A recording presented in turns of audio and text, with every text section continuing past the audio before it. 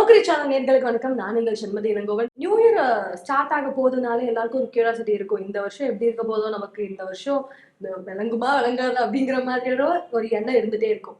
அந்த டவுட்ஸ் எல்லாம் கிளியர் பண்றதுக்காக நம்ம கூட ஒருத்தர் இங்க இணைஞ்சிருக்காரு. அவர் யாரு, உங்களுக்கு ரொம்ப பரிச்சயமான முகம். ஆனா சில பேர் பார்த்தாலும் கொஞ்சம் பயப்படாதீங்க. நல்லபடியா சொல்றதுக்காக தான் வந்திருக்காரு. வணக்கம் சார். என்னுடைய பெயர் பாலாஜி. சேலத்துல இருக்கேன். பேசிக்கா இன்ஜினியரிங் முடிச்சுட்டு செவர்லெட் கம்பெனில வேலை செஞ்சேன். அது ஜோசியத்துல எனக்கு அப்ப இருந்தே ஆர்வம் அதிகம். அப்ப ஜோசியம் நான் நிறைய படிச்சேன். அப்ப படிக்கும்போது சேலத்துல நான் காலேஜ் படிக்கும் போது நான் மெக்கானிக்கல் டிபார்ட்மெண்ட், எங்க டீன் வந்து கொஞ்சம் ஜோசியம் சொல்லுவாரு. ஜோசியம் தெரியும் அவருக்கு, கொஞ்சம் சில விஷயங்கள்லாம் சொல்லுவாரு, அது கரெக்டா இருக்கும். அப்ப இருந்தே எனக்கு ஒரு இன்ட்ரெஸ்ட், இதை நம்ம வந்து படிக்கலாம், என்ன இருக்குன்னு தெரிஞ்சுக்கலான்ட்டு. உண்மையிலேயே நான் இதுல ஜோசியத்துல நம்ம ஒரு பெரிய ஆளாகும், இதுல நம்ம சம்பாதிக்கலான்ற நோக்கத்தோட இந்த துறைக்கு நான் வரல. ஞாயிற்றுக்கிழமை லீவு எங்க ஆபீஸ்ல செவர்லெட்ல. நான் சேலத்துல ஒர்க் பண்ண உடையாப்பட்டியில ஷோரூம் இருக்கும், உடையாப்பட்டி போற வழியில குடிக்ராஸ்ல. ஞாயிற்றுக்கிழமை நான் ஃப்ரீயா இருப்போம், பொழுது போகல, கிரீட்வான்றத சரி இதை ஒரு கதை கத்துக்கலாம்னு சொல்லிட்டு போது அப்போ ஒரு நோட்டீஸ் பார்த்தேன், ஜோதிடம் கற்றுக்கொள்ள ஆசையா. ஆமா, பட் நோட்டீஸ் பதில் சொல்லாதாங்க. நம்பர் ஒன்று இருந்தது, ஃபோன் பண்ணி கேட்டா வாங்க சொல்லி தரேன்னாங்க. ஞாயிற்றுக்கிழமை ஒரு வருஷம் போனேன். பட் அங்க ஒன்றும் பேசிக் தான் கற்றுக் கொடுத்தாங்க. அப்ப இங்க ஆவடியில சிவதாசன் ரவின்னு ஒருத்தர் இருந்தார். அவர்கிட்ட கத்துக்கிட்டு அதை நான் ப்ராக்டிஸ் பண்ண ஆரம்பிச்சேன். ப்ராக்டிஸ் பண்ண ஆரம்பிச்சோடனே லைக் கமெண்ட் பாராட்ட ஆரம்பிச்சாங்க. Congratulation bro, congratulation bro. அது ஒரு போத மாதிரி ஆயிடுச்சு. என்னடா அது, ஒரு எலெக்ஷன் 2017 இப்ப நான் சார்லெட்ல வேலை செய்யறேன். அப்ப சத்தீஸ்கர் எலெக்ஷன் நான் வீடியோ போடுறேன், காங்கிரஸ் ஜெயிக்குன்னு சொல்லிட்டு. காங்கிரஸ் பத்தி வச்சுது கமெண்ட்ஸ் எல்லாம் வரும்போது எங்க கம்பெனில ஒரு கெத்தா பார்க்க ஆரம்பிச்சாங்க. ஓ, என்னது இவ்வளவு பேரு ஆச்சரியப்படுறாங்க, இனிமே இதைத்தாண்டா பண்ணணும்னு சொல்லிட்டு அதிகமா எலெக்ஷன் வீடியோஸ் போட ஆரம்பிச்சேன். அப்புறம் ஐபிஎல் வீடியோஸ் போட ஆரம்பிச்சேன். அப்படி இருக்கும் பொழுது ஒரு திருப்பூர் சார்ந்த ஒரு ஜோதிடர் வந்து அறிமுகமாகி அவர் டிவி சேனல் கூட்டு வந்தாரு. அதன் மூலமா வாழ்க்கையே வேலையை விட்டு நின்றுட்டு இதையே முழு நேரமா பண்ற மாதிரி ஆகி இன்னைக்கு உங்ககிட்ட பேசிட்டு இருக்கேன். இதுதான் என்னுடைய ஆன்லைன் பிளாஷ்பேக். மேட்சோட வீடியோ மூலமா எல்லாருக்குமே உங்களை தெரிஞ்சிருக்கும். அதுலதான் நீங்க ஃபேமஸே ஆனீங்க. நீங்க இந்த மாதிரி ஒரே நாள்ல ஃபேமஸ் ஆவீங்கன்னு உங்க ஜாதகத்துல இருந்த மாதிரி பாத்துருக்கீங்களா? அதாவது நீங்க அதை கணிச்சீங்களா முன்னாடியே? இன்னைக்கு காலையில இந்த டைம்ல இத்தனை நிமிஷத்துல இந்த கேள்வி கேட்பீங்க கணிச்சீங்களா? எல்லாத்தையும் ஜோசியத்துல கணிக்க முடியாது. ஆனா எங்க குருநாதர் சிவதாசன் சார் சொன்னாரு, நீ ஜோசியத்தை ஒழுங்கா பண்றாங்க. அப்ப அவர் உயிரோடு இருக்கிற வரைக்குமே நான் வேலையை விடல. அவரு 2018 அக்டோபர்ல இறந்துட்டாரு. அவர் தலையில டியூமர் மாதிரி இருந்துச்சு, 50 வயசுல இறந்துட்டாரு. அவரு உயிரோடு இருக்க வரைக்கும் நான் வேலைக்கு தான் போயிட்டு இருந்தேன். வேலைக்குன்னா ஜோசியம் பார்ப்பேன், தெரிஞ்சவங்க யாராவது வந்தாங்கன்னா பார்ப்பேன், ஒன்றும் ஃபிக்ஸா கொடுக்குறத வாங்கிப்பேன். அதை நானும் ஒய்ஃபும் போய் ஏதாவது சிக்கன் ஃபிஷ் மாதிரி சாப்பிட்டு வந்துருவோம். அது வந்து ப்ரொஃபஷனலா அதுல ஒன்றும் சம்பாதிக்கல. இந்த வீடியோக்கு அப்புறம் தான் அவர் சொன்னது நடந்துச்சு. அவர் சொன்னாரு, என்னைக்கா இருந்தாலும் வேலையை விட்டு நீ ஃபுல் டைமா பாப்பேன். அவர் எனக்கு சொன்னது அப்படியே நடந்துச்சு. ஃபர்ஸ்ட் நான் கேட்க போற ராசி வந்து மீன ராசி. அதுதான் நீங்க ஃபர்ஸ்ட் எங்களுக்காக சொல்ல போறீங்க. மீன ராசி பொறுத்த வரைக்கும் 75% வந்து ஆவரேஜான பலன்கள் தான். பாசிட்டிவோட நெகட்டிவ் அதிகமா இருக்கு. பாசிட்டிவ்னு பார்த்தோம்னா வெளிநாட்டு வேலை வாய்ப்பு கிடைக்கும், வெளிநாட்டுக்கு முயற்சி பண்ணாங்கன்னா இருக்கும்.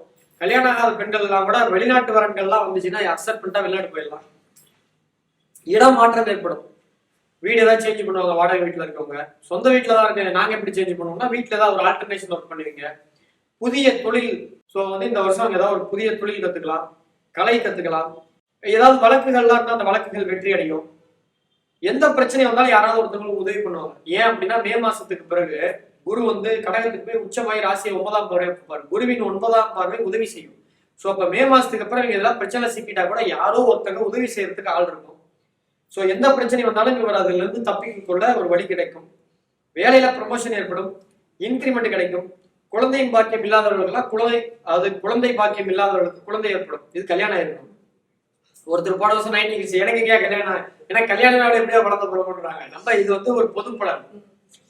கடன் உங்கள்கிட்ட இருந்ததுன்னா இந்த மே மாதத்துக்கு பிறகு குரு பகவானுடைய 9ஆம் பார்வை கொஞ்சம் வருமானத்தை கொடுக்கும். அந்த வருமானம் அதிகமா இருக்கிறதுனால இருக்கிற கடன் எல்லாம் கொஞ்சம் அடைக்கிறதுக்கான வாய்ப்புகள் ஏற்படும். பார்ட்னர் அமைவாங்க. ஏன்னா ராசிக்கு 7ஆம் இடத்துல சனி பகவானுடைய பார்வை விழுது. ஸோ அதனால வந்து பார்ட்னர்ஷிப் தொழில் ஏற்படும். சோசியல் மீடியால பிரபலம் ஆவாங்க. எப்பயுமே ராகு வந்து மறைவு ஸ்தானத்துல இருக்கும் பொழுது தான் ஒருத்தவங்களுக்கு அந்த புகழ் கிடைக்கும். ஸோ நெகட்டிவ் அப்படின்னு பார்த்தோம்னா அனைத்து முயற்சிகளும் அனைத்து வேலையை தள்ளி போடுவாங்க. ராசியில சனி இருந்தாலே அவரை மாத்திக்கலாம், அதை பண்ணக்கூடாது, பண்ணாம இருந்தா நல்லதோ கெட்டதா இல்லையான்னு தெரியல, ஆனா நல்லது. பணம் திருட்டு போகும். 12ஆம் இடத்துல ராகு இருக்கும்போது தான் பணம் திருட்டு போறது, அதிகமான உழைப்பு ஏமாற்றம்லாம் ஏற்படுறதுக்கான வாய்ப்புகள் உண்டு. அதிகமான பணம் வந்து செலவாகும். இந்த பஸ்ல போறப்ப பேக் விட்டு வந்துடுறது, ஆட்டோல பேக் விட்டு வரதெல்லாம் இந்த பணம்ல ராகு இருக்கும் பொழுதுதான். ராசியில சனி இருக்கும் போதுங்க எப்பேற்பட்ட ஆளுக்குமே வந்து நம்ம கூட யாரும் இல்லையோன்ற பயம் வரும். இவங்களுக்கு பிடிச்சவங்களுக்கு அவங்களும் இவங்களுக்கு பிடிக்காது. அதனால இந்த மீனராசிக்காரர்கள் என்னை மதிச்சு என்னை நம்பி வீடியோ பாக்குறவங்களுக்கு சொல்றேன், உங்களுக்கு எந்த கெட்ட பழக்கமும் இல்லைன்னா தயவு செஞ்சு இந்த ஒரு வருஷம் ரொம்ப ஜாக்கிரதையா இருங்க. கெட்ட சவகாசம் வச்சுக்காதீங்க. அவங்க கூட சேர்ந்தீங்கன்னா அவன் கத்து கொடுத்துட்டு போயிடுவான். அவன் வந்து அக்கேஷன் ட்ரிங்கன்மா, உங்களால அப்படி பண்ண முடியாது, அடிக்ஷன் ஆயிடுவீங்க. அப்புறம் வாழ்க்கையுடைய பெரும் பகுதி இழந்துருவீங்க. அதனால இந்த வருஷம் எவனாலும் போதைப்படுறவன் ஃப்ரெண்டா இருந்தானா முதல் ஃப்ரெண்ட்ஷிப் கட் பண்ணுங்க. ஏன்டா போன் எடுத்தா பேச மாட்டேங்கிறேன்னா என் மேல பழி போடுங்க, பாலாஜி தான் சொன்னான்னு சொல்லிட்டு போயிடுங்க. அவன் என்ன கமெண்ட்ல திட்டினா திட்டிட்டு போறான். சரியா தூக்கம் வராது, நிம்மதியில ஏற்படும், படுத்தாலே டிப்ரெஷனா இருக்கும், ஓவர் திங்கிங்கா இருக்கும்.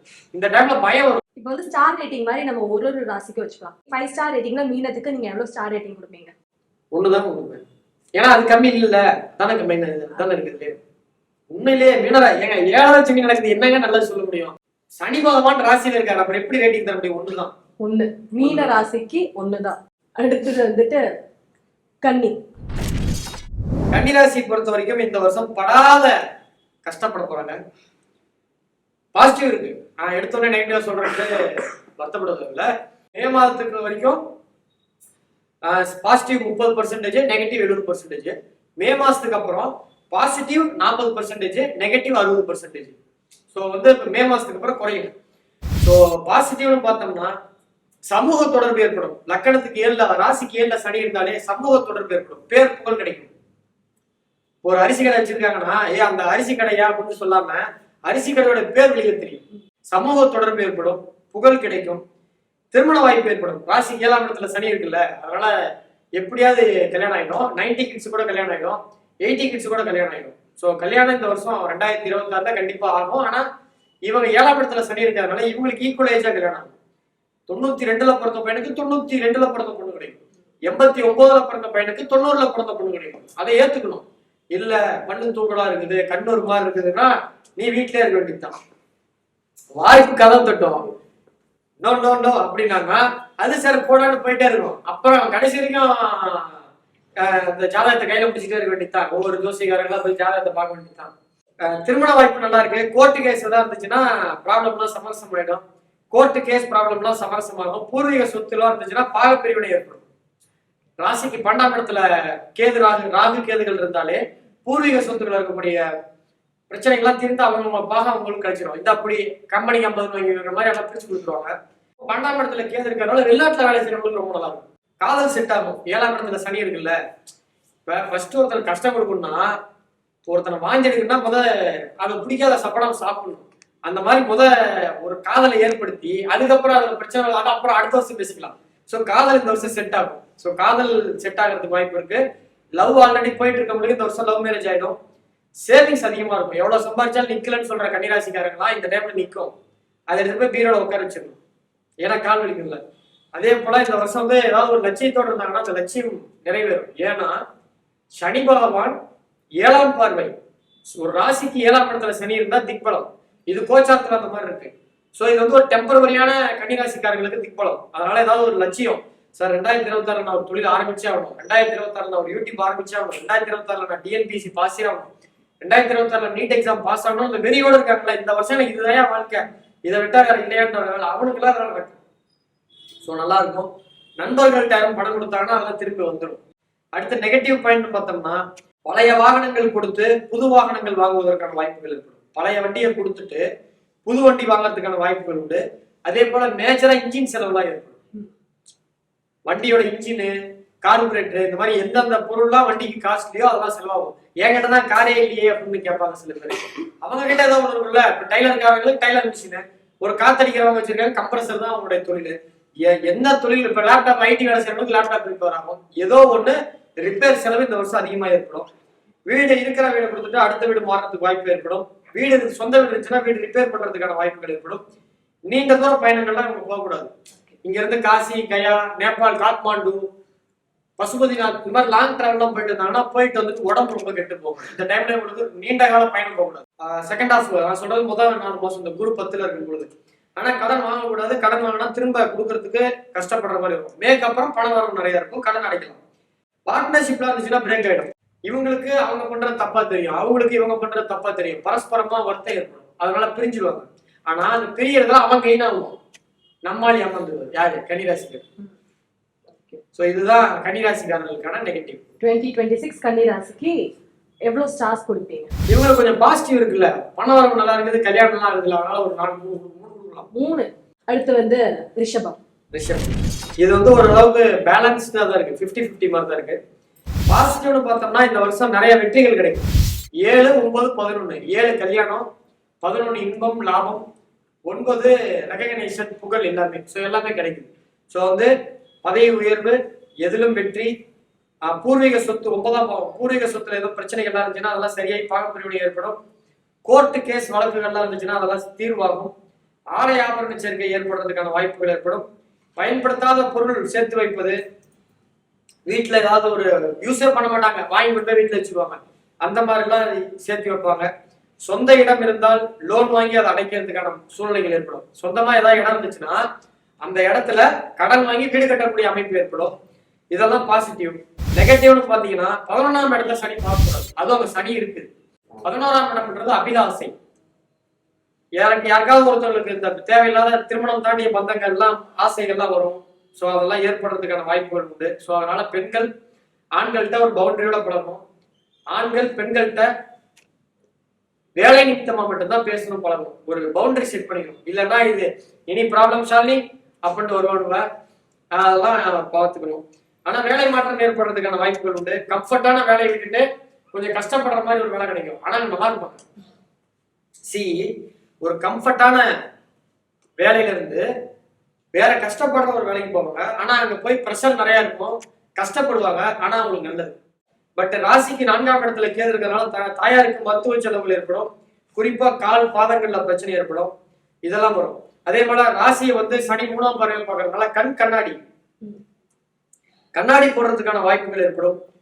உடல் எடை அதிகரிக்கும். எப்பயுமே ராசியை சனி பார்க்கும் பொழுதோ குரு ராசிக்கு மறைவு ஸ்தானத்துல போடும்போது வெயிட் போடும்.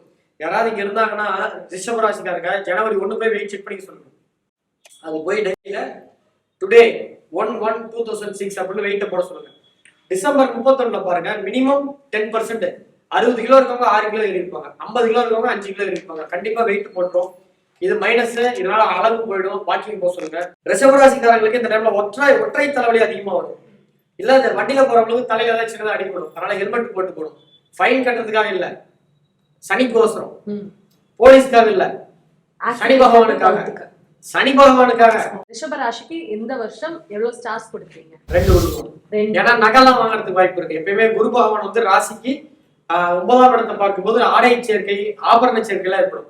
அதே மாதிரி வந்து பாத்தீங்கன்னா லோன் அடைக்கிறதா இருக்குல்ல, அதனால ஓகே.